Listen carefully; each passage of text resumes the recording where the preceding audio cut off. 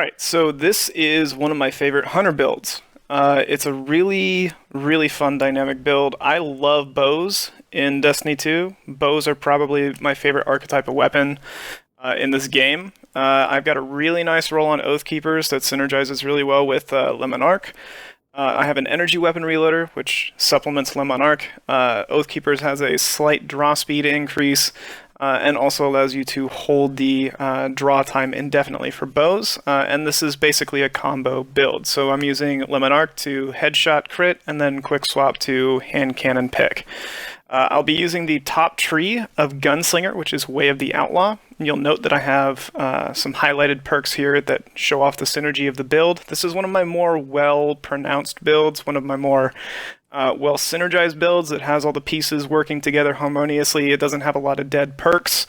It doesn't have any scavenger perks because it doesn't need it. Most of it is just based on kinetic weapon damage. And I also don't have a lot of cooldown mods because I don't really find them entirely as useful as just good movement, good mobility, good stats, and all that kind of stuff. So I do tend to favor stat builds for the most part. And since I have two very efficient kinetic weapons, an Austringer with an extremely good roll, and then Lemon Arc as well, which is also a very efficient weapon, I don't really find myself needing continuous uptime on my abilities as much because I can play more of a distance, more of a pick shot kind of provocateur's way of playing. I can just pick my time and place to engage, or I can choose to disengage and all of that, and reserve my abilities for when I need them. This fixed odds, it will be featured in a couple of other builds, so I can talk about it more later.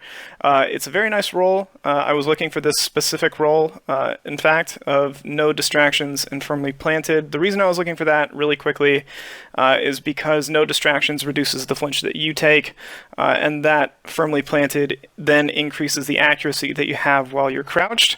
And that particular archetype of machine gun flinches like an absolute monster. So reduce the flinch that you take, increase the accuracy that you have, and then flinch your opponent to the point where they can't hit you. It's just a really brutal way to compensate for any of the shortcomings of that archetype of machine gun, because it does have a fairly slow TTK compared to some of the other ones, but it also dump trucks damage like, I don't know, it's going out of fashion, whatever, insert colloquialism. So I've got some pretty decent gameplay. I just played this game after I'm recording it. I get quick shot right here and just bow right in the face. Yeah, just like that. I was a little not too enthused about that. But it was a good shot, you know, that's my fault for running in like an idiot. But I do really enjoy this build. It's really active, it's really fun. Way of the Outlaw is a very good golden gun subclass.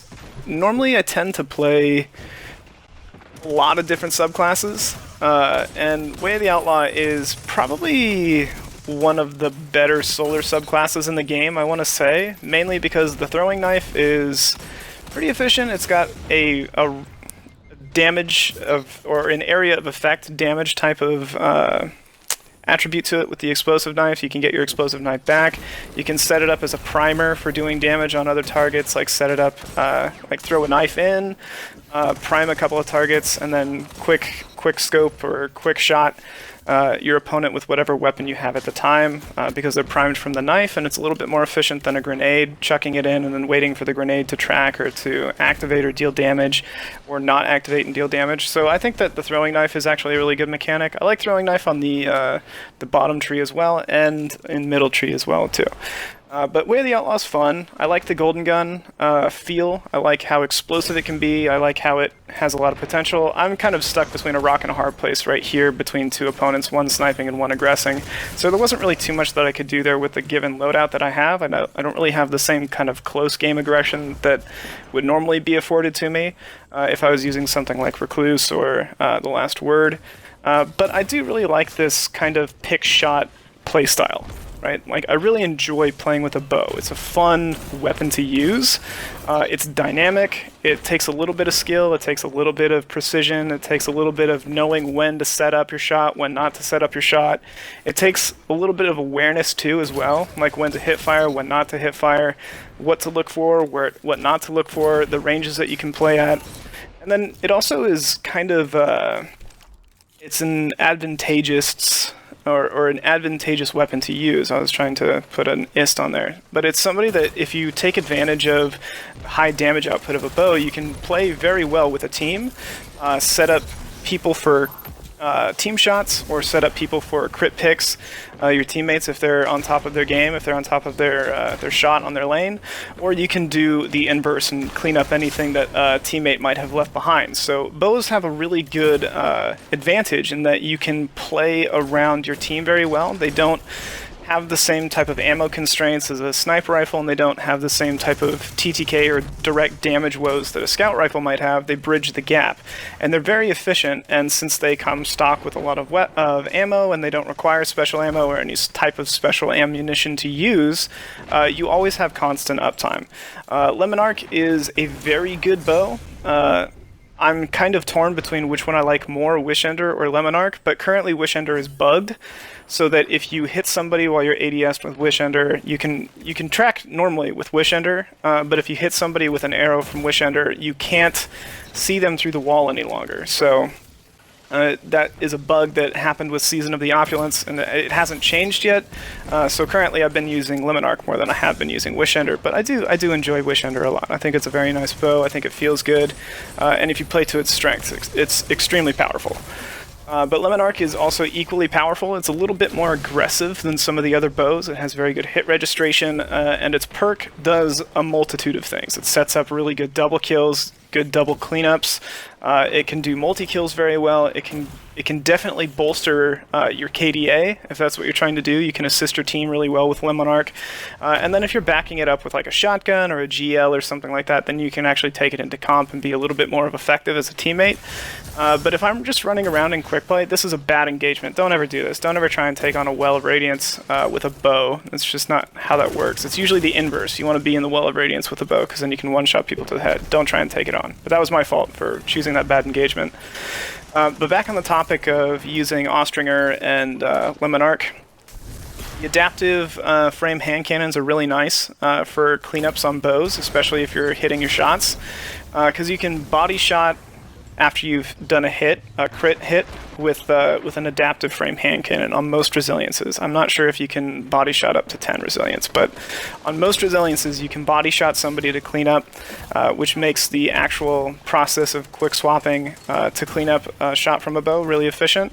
And then if you do a body shot with a bow, you can usually, especially with Lemon Arc, just because of the damage over time effect, you can follow up with a crit shot from an adaptive frame hand cannon and snag the damage there and steal the kill. So it's a really good pairing. The Austringer that I have has opening shot, Eye of the Storm, accurized rounds. I use a Icarus grip as well on that to increase my aerial play viability, and I do like to play very vertical with bow. And this Arantil guy kept getting me. I do like to play with my vertical space, and I like to take advantage of using my vertical space with hand cannons, and for the most part, if I'm using a hand cannon, I put an Icarus grip mod in it, just because I like the way it feels, and every once in a while I've run into the case where I've slid around a corner, and for some reason texture just picks up as there being an elevation change. And then my character will get elevated, and then I'll miss my shots because there's not an Icarus grip in it. So now by default, if I use like a precision weapon for the most part, that requires a lot of accuracy, I usually put an Icarus grip on it, just because there's times that the game will just read you as being in the air, even if you're not technically in the air. So Icarus grip is definitely one of the better mods in the game because it covers those issues as well. I like this subclass with this loadout in particular because it doesn't require me to have what's it called? Outlaw on my hand cannon, because of the boost to the reload speed that you get for hitting headshots and getting headshot kills. And then the Chains of Woe is also beneficial to the rest of the team. But that does increase your reload speed. That makes the bow have more uptime, Lemon Arc have good uptime. That makes my hand cannon have a much more reliable swap speed and reload speed, all those kinds of things. And it's just a really fun build to play. Just the play style in general, just jumping around, crit picking, all that kind of stuff. It's a little technical. It favors good mobility, it favors good awareness, it favors hitting your shots. It's just a Precision Provocateur's loadout, and I really love the way it plays. I love the way the gear looks, and it's definitely one of my favorite builds in the game currently right now, and in Destiny 2. So yeah, hope you liked it. I'll see you in the next one.